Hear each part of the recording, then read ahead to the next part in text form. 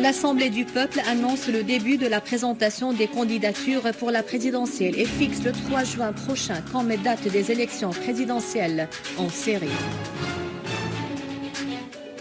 À l'occasion de la fête des Pâques et depuis Maaloula, le président Bachar al-Assad affirme que personne, quel que soit son terrorisme, ne pourrait effacer l'histoire humaine de la Syrie.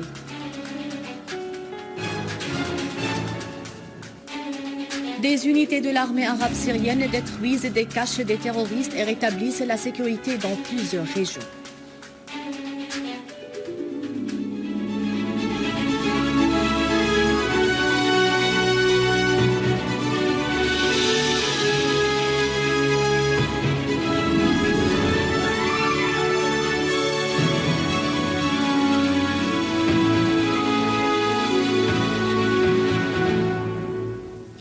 Les détails du journal, bonsoir.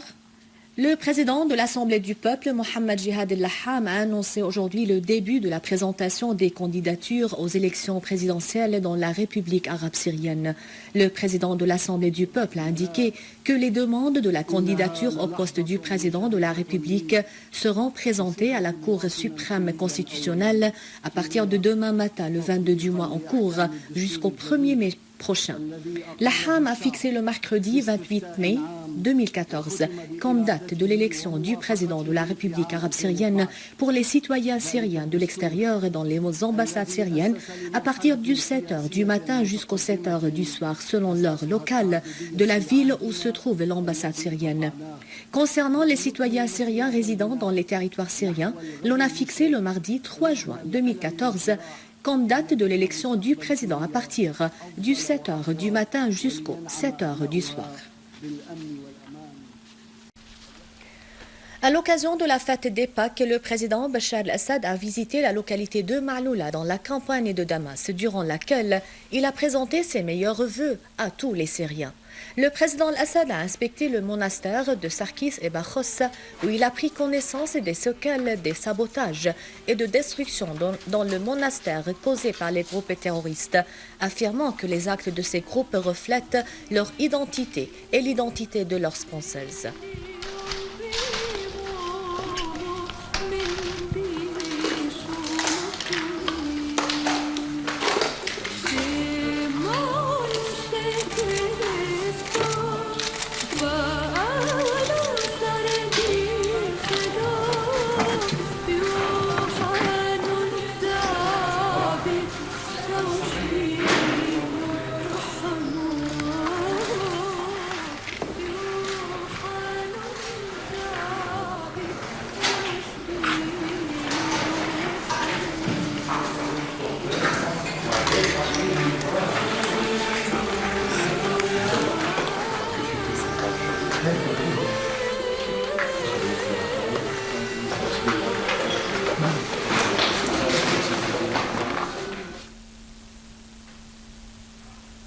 Et dans l'hôtel de Safir Maaloula que les groupes terroristes s'étaient emparés pour en faire le siège de leur activité et le tremplin de leur criminalité contre les habitants de la localité, le président al-Assad s'est entretenu avec nombre de soldats de l'armée arabe syrienne où il a salué les efforts de toute personne qui s'est lancée pour affronter les terroristes et défendre sa patrie.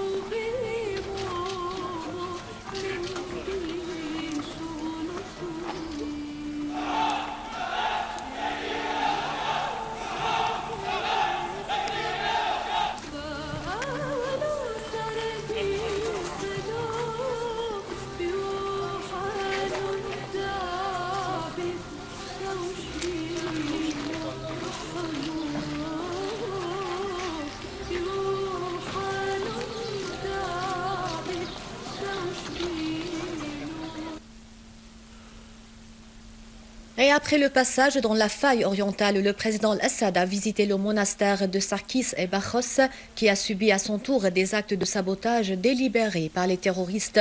où il a affirmé que la localité de Maaloula demeurera avec les autres vestiges humains fermes face à la barbarie et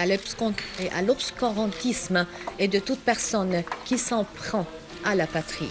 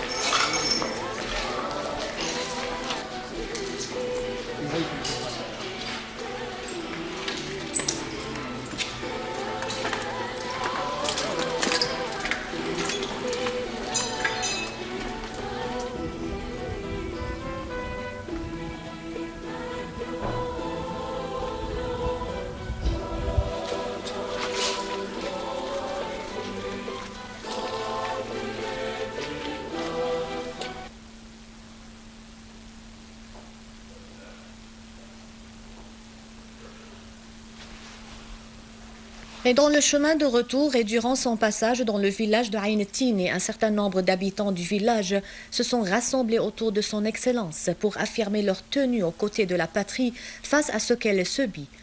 De sa part, le président Al-Assad a salué la défense nationale dans le village qui s'est tenue aux côtés des forces armées pour la défense du village et de ses environs. Des prières pour le retour de la paix à Maaloula et la réinstauration de la paix en Syrie ont eu lieu hier à Maaloula. Le patriarche Yohanna X Yazagi, patriarche d'Antioche et de tout l'Orient pour les Grecs orthodoxes, et Grigorios III Laham, patriarche d'Antioche et de tout l'Orient pour les Grecs melkites catholiques, ont participé à la prière à laquelle ont également assisté le ministre du Tourisme Béchir Yazagi, le gouverneur de la campagne de Damas Hossein Makhlouf, des oulémas de la religion islamique et une foule des habitants de Maaloula et des villages voisins.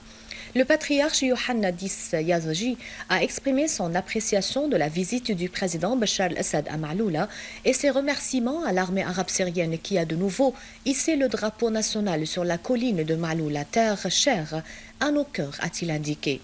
Dans des déclarations faites à l'issue de la prière effectuée à l'église de Saint Julios, le patriarche Yazagi a adressé un message au monde entier disant « Nous voudrons la paix, la sécurité, la cohabitation et le bien pour tous les fils de la patrie. » Yazagi a appelé la communauté internationale à sécher les sources des armes envoyées pour la destruction de la Syrie.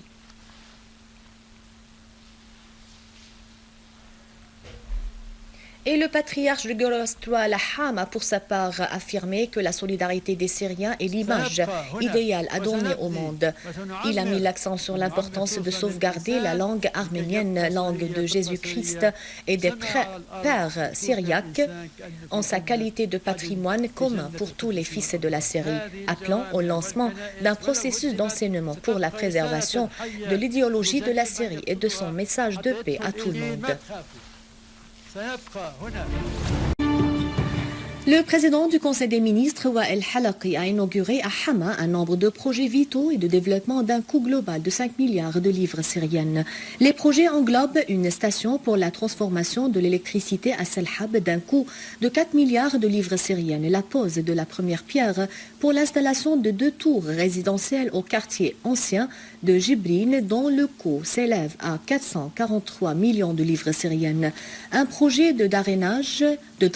et des projets routiers au quartier Al-Sabil à Hama d'une valeur de 450 millions de livres syriennes et une école au même quartier d'un coût de 104 millions de livres syriennes. Al-Halaqi a également inspecté la bonne marche du travail dans les différents secteurs gouvernementaux, économiques et de services au gouvernorat dans l'usine de sucre à Selhab, l'usine de fer à Hama et la Société Générale pour la fabrication des pneus Afamia. Il a en outre donné ses directives de consacrer 885 millions de livres syriennes pour améliorer les services rendus aux citoyens dans les différents secteurs.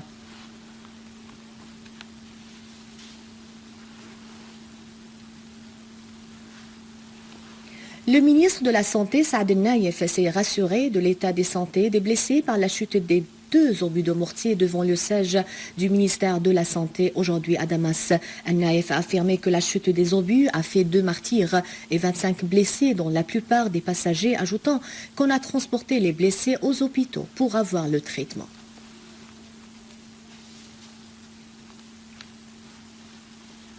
Des unités de l'armée arabe syrienne ont infligé de lourdes pertes aux groupes terroristes armés, faisant des tués et des blessés parmi leurs éléments dans la campagne de Damas et à Deir ez-Zor. Selon le correspondant de la télévision, plusieurs terroristes du soi-disant brigade Ibad al-Rahman et le bataillon Suyuf al-Islam ont été tués. Une grande quantité d'armes et de munitions a été détruite, ainsi qu'un grand nombre d'engins explosifs a été désamorcé à Al-Mliha, ses fermes et aux alentours de la compagnie Tamiko de médicaments. D'autre part, une unité de l'armée arabe syrienne a détruit un repère des terroristes à Arbin et dans les fermes de Alaya à Douma au moment où les affrontements à l'est de Jobar ont fait plusieurs tués et blessés des terroristes. À Deir ez-Zor, des unités de l'armée arabe syrienne ont tué et blessé un grand nombre de terroristes et ont détruit leurs armes et munitions dans les quartiers Al-Hawaiqa, Al-Arfi, l'ancien aéroport et Sheikh Yassine. Les pays appuyant les terroristes en Syrie continuent de fournir toutes les formes de soutien et de financement qui ont pour objectif de débarrasser les terroristes de leur défaite qu'ils avaient subie grâce à l'héroïsme de l'armée arabe syrienne. Quant aux formes de soutien multiformes, il est révélé par les grands journaux de ces pays. Ainsi, à titre d'exemple, le quotidien American Wall Street Journal a confirmé la fourniture par l'administration américaine de missiles anti-chars de type Tao aux terroristes en Syrie. Le quotidien a indiqué que la volonté de Washington d'armer l'opposition est intervenue suite aux dernières victoires réalisées par l'armée arabe syrienne et l'échec des pourparlers de Genève, soulignant que la Maison-Blanche n'a pas nié ou confirmé la fourniture du missile Tao aux opposants.